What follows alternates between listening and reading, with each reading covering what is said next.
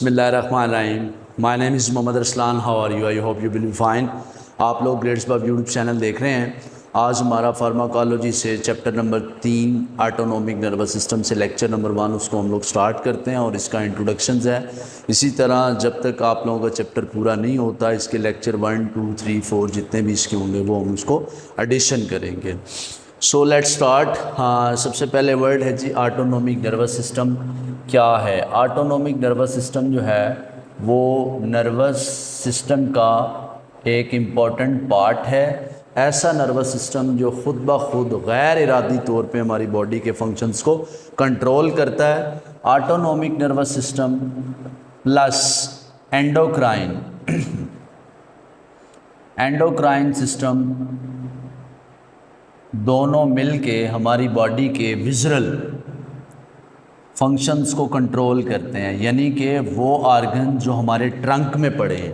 Trunk किसको कहते हैं? ट्रंक हम लोग अपने एब्डोमेन्स और चेस्ट को इकट्ठा कहते हैं। इसमें जितने भी आर्गन्स पड़े हैं वो सारे के सारे ऑटोनोमिक नर्वस सिस्टम्स कंट्रोल करता है। वो सारे के सारे गैर इरादी फंक्शन हैं जो कि ऑटोनोमिक नर्वस सिस्टम एंडोक्राइन की मदद से कंट्रोल करता है। एंडोक्राइन सिस्टम में ग्लैंड्स आते हैं, ऐसे ग्लैंड जिन्हें हम लोग जिनसे जर्नल हार्मोन्स जो हैं वो सक्रीट करते हैं, वो इसको कंट्रोल करते हैं। दैन सेकेंड डेफिनेशन इसकी है जी न्यूरॉन क्या होता है। न्यूरॉन जो है वो नर्वस सिस्टम का basic structural and functional unit है। फंक्शनल यूनिट न्यूरॉन जो है वो नर्वस सिस्टम का यूनिट है। राउंड अबाउट 12 ट्रिलियंस न्यूरॉन जो हैं वो ऑटोनोमिक नर्वस सिस्टम के अंदर जो हैं वो प्रेजेंट होते हैं। अब न्यूरॉन जो नर्वस सिस्टम है वो इन न्यूरॉन्स की मदद से बनता है, उसका स्ट्रक्चर भी और उसका फंक्शन भी। स्ट्रक्चर के लिए हम लोग इस डायग्राम को देखते हैं। डायग्राम ये न्यूरॉन्स की है, ये किस तरीके से इसका जो स्ट्रक्चर है वो देखते हैं। न्यूरॉन की जो ये ब्रांचेस नज़र आ रही हैं, ब्रांचेस इन्हें हम लोग डेंड्राइट्स कहते हैं और ये एक बड़ा सा जो प्रोसेस है इसको हम लोग एक्सोन कहते हैं।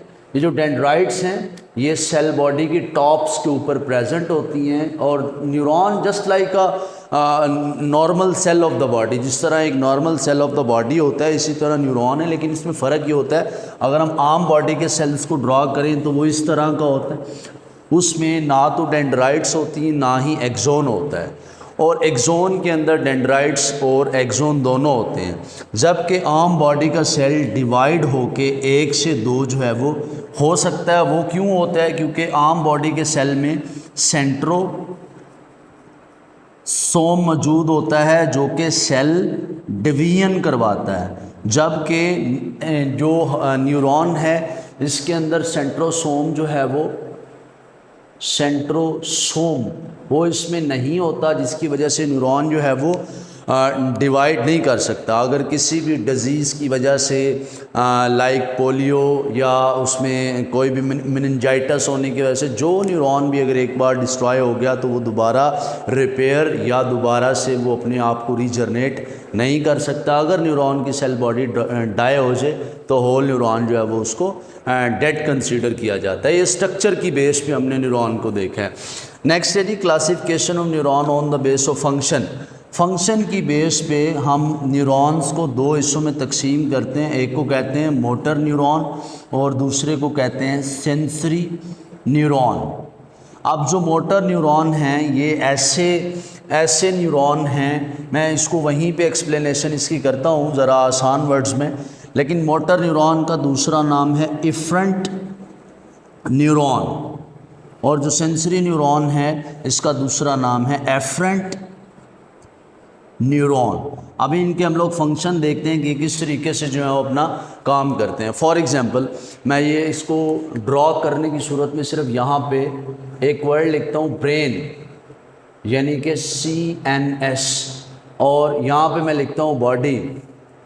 जो सेंसरी न्यूरॉन हैं वो नर्व इम्पल्स को बॉडी से ब्रेन की तरफ लेके जाते हैं, यानी कि ये वाले जो सेंसरी न्यूरॉन हैं ये अपना मैसेज, ये मैं लिख भी देता हूँ, सेंसरी न्यूरॉन ये अपना मैसेज बॉडी की तरफ से ब्रेन के पास जो है भिजवाते हैं। इन न्यूरॉन्स को हम लोग जो है सेंसरी न्यूरॉन या एफरेंट न्यूरॉन कहते हैं, और वो न्यूरॉन जो अपना मैसेज ब्रेन से बॉडी की तरफ पहुंचाते हैं, तो उन न्यूरॉन्स को जो है वो मोटर न्यूरॉन्स का जो है वो नाम दिया जाता है, और मोटर न्यूरॉन का दूसरा नाम जो है वो एफरेंट न्यूरॉन भी उसको कहते हैं। अच्छा जी, नेक्स्ट हमारे पास जो पॉइंट आ रहा है वो रिसेप्टर्स को ब्रीफ करना है कि रिसेप्टर क्या होता है। रिसेप्टर एक बायोलॉजिकल मॉलिक्यूल है, यानी कि एक ज़िंदा जानदार के अंदर ये जो है पाया जाता है, और ये प्रोटीन का मॉलिक्यूल है।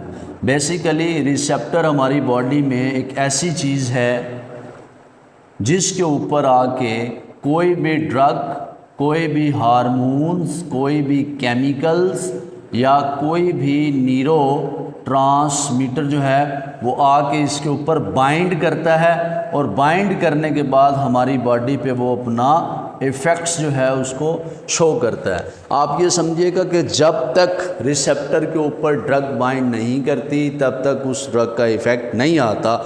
इसी तरह कुछ ड्रग्स जो हैं वो एंजाइम पे बाइंड करती हैं, एंजाइम पे बाइंड करती हैं। अब एंजाइम भी फार्माकोलॉजिकली एंजाइम को भी रिसेप्टर्स कहा जाता है। फॉर एग्जांपल कोई ड्रग है, उसने किसी एंजाइम को बंद कर दिया, अब वो एंजाइम जिसको ड्रग ने बंद किया है या जिसको एक्टिव किया है, तो उनको भी हम लोग रिसेप्टर ही कहते हैं। अब वेरी नेक्स्ट न्यूरोट्रांसमीटर क्या होता है, बहुत इंपॉर्टेंट है ये। न्यूरोट्रांसमीटर ऐसे केमिकल्स को कहा जाता है जो कि आप इसको यूं भी कह सकते हैं कि CNS में से जो न्यूरॉन्स निकलते हैं, उन न्यूरॉन में बनने वाले केमिकल्स को न्यूरोट्रांसमीटर कहा जाता है। फॉर एग्जांपल मैं इसी न्यूरॉन के रेफरेंस से बात करता हूँ। अगर इस न्यूरॉन का हम लोग एक नाम रख दें, मैं यहीं पे लिख रहा हूँ इसका नाम भी, कि हम इसका नाम रख देते हैं एड्रीनर्जिक न्यूरॉन। अब एड्रीनर्जिक न्यूरॉन के अंदर जो केमिकल तैयार होता है उसका नाम है एपिनेफ्रीन, और इसका दूसरा नाम है एड्रीनालिन। अब ये केमिकल न्यूरॉन के अंदर से रिलीज़ होगा। वो केमिकल्स जो न्यूरॉन्स के अंदर से जो हैं वो रिलीज़ होते हैं और हमारी बॉडी पे जो है वो अपने इफ़ेक्ट्स देते हैं। उन न्यूरॉन्स को जो नाम दिया जाता है वो न्यूरोट्रांसमीटर्स का नाम दिया जाता है। नेक्स्ट डेफिनेशन है लोकल मेडिएटर्स क्या होते हैं। लोकल मेडिएटर ऐसे केमिकल्स को कहा जाता है जो कि हमारी बॉडी के मुख्तलिफ सेल या टिश्यू से रिलीज़ होते हैं। इनकी खासियत क्या होती है, जिस जगह से रिलीज़ हुए हैं, जिस जगह से ये रिलीज़ हुए हैं उसी जगह पे, उसी सेल के ऊपर या उसके साथ वाले सेल के ऊपर, नेबर सेल के ऊपर जो है वो अपना इफ़ेक्ट दे देते हैं। ये वाले जो केमिकल्स हैं ये हमारे ब्लड में इंटर नहीं होते और जनरल सर्कुलेशन में जाके अपना इफ़ेक्ट नहीं देते। मिसाल के तौर पे इसमें हम लोग अगर लिखें बेस्ट एग्जांपल हिस्टामीन जो एलर्जी काज करने वाला केमिकल है, या प्रोस्टाग्लैंडिन, ये वो केमिकल्स हैं जो जाके लोकल सेल से रिलीज़ होते हैं, उसी सेल पे या साथ वाले सेल पे, नेबर सेल पे अपना इफ़ेक्ट देते हैं और ब्लड स्ट्रीम में इंटर नहीं होते। हार्मोन्स ऐसा केमिकल होता है जो कि रिलीज़ होता है ग्लैंड से। अब अगर तो वो जर्नल सर्कुलेशन और जर्नल इफ़ेक्ट देता है, फिर उस ग्लैंड्स का नाम होगा एंडोक्राइन। यानी कि एंडोक्राइन्स ग्लैंड उन ग्लैंड को कहा जाता है जिनसे हार्मोन निकलते हैं, और वो हार्मोन होंगे जो जाके जो ब्लड जो उस ग्लैंड में से रिलीज़ होंगे बग़ैर किसी नाली के, और बग़ैर किसी नाली के चले जाएंगे इसके खून के अंदर। फॉर एग्जांपल इंसुलिन वो ऐसा हार्मोन है जिसको हम एंडोक्राइन्स कहते हैं। और हार्मोन्स जो हैं वो एक्सोक्राइन भी होते हैं। एक्सोक्राइन अपनी सिक्रेशन को किसी न किसी नाली यानी किसी न किसी डक्ट्स के ज़रिए जो है वो अपना जो सिक्रेशन है उसको जो है वो आगे ट्रांसफ़र करते हैं अपने टारगेट सेल तक।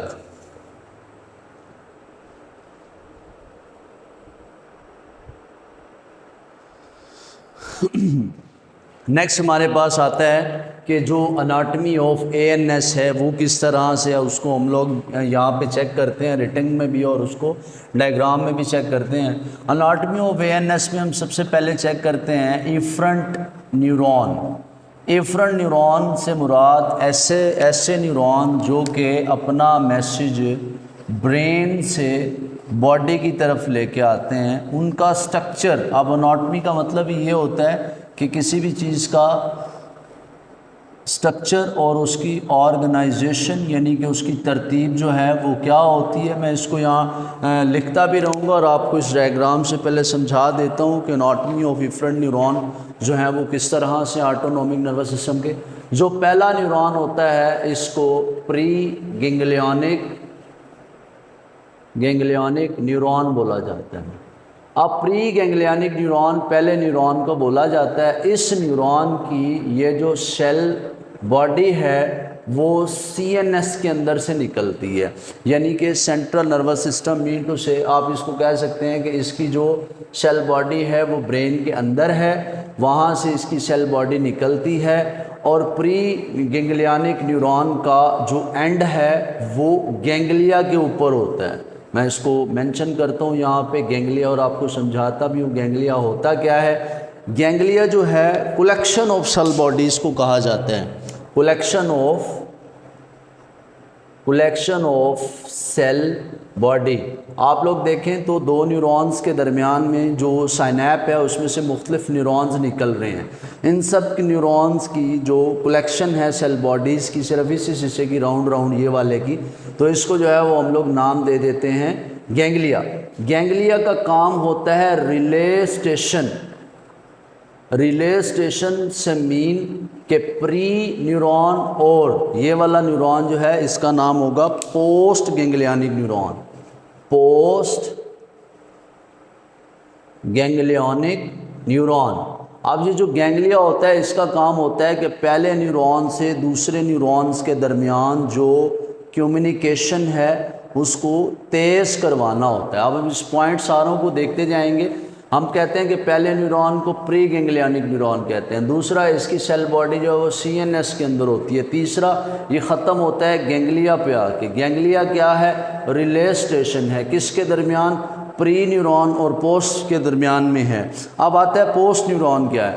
पोस्ट न्यूरॉन जो है उसकी जो आगाज़ है वो सेल बॉडी के इसके गैंग्लिया के अंदर से ही होता है और ये आके ख़त्म होता है इफेक्टर ऑर्गन के ऊपर। फॉर एग्जांपल इफेक्टर ऑर्गन नीचे हार्ट पड़ा है, दिल पड़ा है। अब अगर सीएनएस ने, ब्रेन ने अपना मैसेज जो है वो इस हार्ट को देना है तो वो दो न्यूरॉन्स के थ्रू देगा, एक को प्री बोलेंगे और दूसरे को पोस्ट बोलेंगे।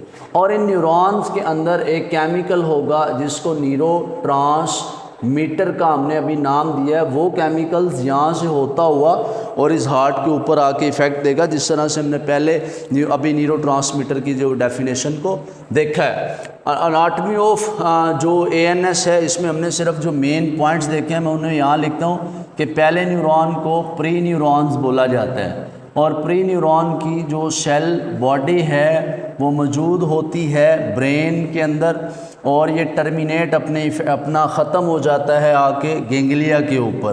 अब गैंग्लिया क्या है? Ganglia collection of cell body है। फिर ये गैंग्लिया आगे इसी गैंग्लिया के अंदर से पोस्ट जो न्यूरॉन है वो स्टार्ट होता है और पोस्ट न्यूरॉन एंड होता है इफेक्टर ऑर्गन के ऊपर, जिस पे जाके अपना उस न्यूरोट्रांसमीटर ने अपना इफ़ेक्ट दिखाना होता है। अब ऑटोनॉमिक नर्वस सिस्टम की दो बड़ी डिवीजन्स हैं। वैसे तो इसमें तीन आती हैं, सिंपैथेटिक, पैरासिम्पैथेटिक और साथ में जो एंटेरिक नर्वस सिस्टम है वो भी इसी की डिवीजन है। अब ऑटोनॉमिक नर्वस सिस्टम की अनाटमी में दो और सिस्टम्स को देखा जाएगा। एक सिस्टम को हम लोग नाम दे रहे हैं सिंपैथेटिक नर्वस सिस्टम, दूसरे को पैरासिम्पैथेटिक नर्वस सिस्टम। इसकी भी अनाटमी को चेक करते हैं। सिंपैथेटिक सिस्टम ऐसा सिस्टम होता है जो फाइट एंड फ्लाइट के मोड में एक्टिव होता है। पैरासिम्पैथेटिक वो है जो रेस्ट एंड डाइजेस्ट के मोड में एक्टिव होता है। मुख्तलिफ केमिकल्स की वजह से होता है, वो इंशाल्लाह 1 बाय 1 लेक्चर जैसे आगे बढ़ता रहेगा आपको डिटेल देते रहेंगे। अब जो सिंपैथेटिक नर्वस सिस्टम है, इसके भी पहले न्यूरॉन को प्री न्यूरॉन कहते हैं। इसको प्री सिंपैथेटिक न्यूरॉन आप कह लें, ज़्यादा बेहतर रहेगा। इसकी भी जो न्यूरॉन की सेल बॉडी है वो इस CNS के अंदर है, और प्री न्यूरॉन जो है वो शॉर्ट है। आप देखें तो ये न्यूरॉन शॉर्ट है और जो पोस्ट न्यूरॉन है वो बड़ा है, और जो प्री न्यूरॉन है वो स्पाइनल कॉर्ड की दो जो मेन पॉइंट हैं, थोरक्स और लंबर, वहाँ से ये आगे अपने ब्रांचेस को निकाल रहा है, और इसका हेड जो है सेल बॉडी जो है वो CNS के अंदर है। और पोस्ट न्यूरॉन जो है वो साइज़ में जो है वो लार्ज है प्री की निस्बत, और इसका जो इफ़ेक्ट है वो, इसका जो आप कह लें कि ये ख़त्म हो रहा है इफ़ेक्टर ऑर्गन के ऊपर। अच्छा जी, नेक्स्ट आता है इसकी पैरासिम्पैथेटिक की तरफ आते हैं कि पैरासिम्पैथेटिक्स का क्या है। पैरासिम्पैथेटिक्स नर्वस सिस्टम का जो प्री न्यूरॉन है, ये मैं ऊपर लिखा हुआ है जी, प्री न्यूरॉन, इसकी जो सेल बॉडी है वो क्रेनियल नर्व से निकलती है। क्रेनियल नर्व, आप उसको क्रेनियम भी कह सकते हैं। क्रेनियल नर्व नंबर 3, 7, 9 और 10। क्रेनियल नर्व के वैसे 12 जोड़े होते हैं और इन सब का अलग अलग से नाम है, इनके नंबर दिए हुए, जैसे कि 3 जो है वो क्यूलोमोटर है, 7 फेशियल है, इस तरह सब के नाम हैं। जो 10 है वो वेगस है। अब जो पहला न्यूरॉन है जो वो निकल रहा है इन नर्वों से, और पहला न्यूरॉन जो है उसकी लेंथ जो है वो लार्ज है एज़ कंपेयर टू लॉन्ग लिखें वो ज़्यादा बेहतर रहेगा। लॉन्ग है as compare to post neuron. Post neuron जो है वो शॉर्ट है, और पोस्ट न्यूरॉन ख़त्म होता है अपने इफेक्टर्स ऑर्गन के ऊपर। अब आप लोगों का जो पहला लेक्चर है इसको हम लोग यहीं पे जो है वो रोकते हैं, और नेक्स्ट लेक्चर जो है इंशाल्लाह इसी पैरासिम्पैथेटिक ऑटोनोमिक नर्वस सिस्टम की जो ड्रग्स स्टार्ट होनी है उसमें पहले ड्रग इंशाल्लाह हम लोग वेरी नेक्स्ट चैप्टर में जो है स्टार्ट करेंगे। आई होप कि आप लोगों को ये लेक्चर मेरा पसंद आया होगा। तब तक के लिए इजाज़त दीजिएगा। अल्लाह हाफ़िज़।